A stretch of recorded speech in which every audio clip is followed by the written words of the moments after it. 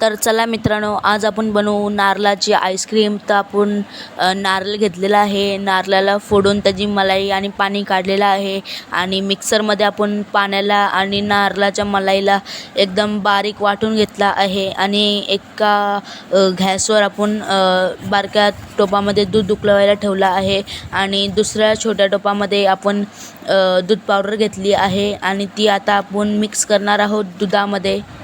आणि जो उकळवलेला दूध आहे तो पण आपण ह्याच्यामध्ये मिक्स करणार आहोत.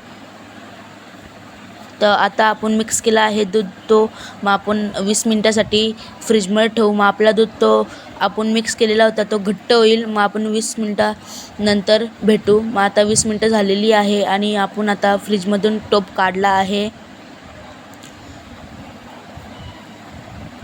एकदम आता घट्ट झालेली आहे बॅटर तो. आणि आपण एका दुसऱ्या टोपामध्ये काढून ब्लेंड करून घेऊ त्याला.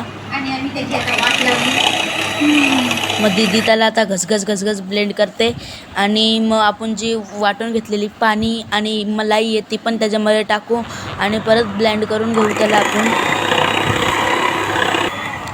आणि मग आपण मलाईचे छोटे नारळाच्या मलाईचे छोटे तुकडे केलेले ते त्याच्यात मिक्स करून घेऊ आणि एका छोट्या टोपामध्ये ठेवून देऊ, म्हणजे डब्यामध्ये ठेवून देऊ आपण. आणि 8 तासासाठी आपण त्याला फ्रीजरमध्ये ठेवणार आहे. मग भेटू आपण 8 तासानंतर. Thank you, bye bye.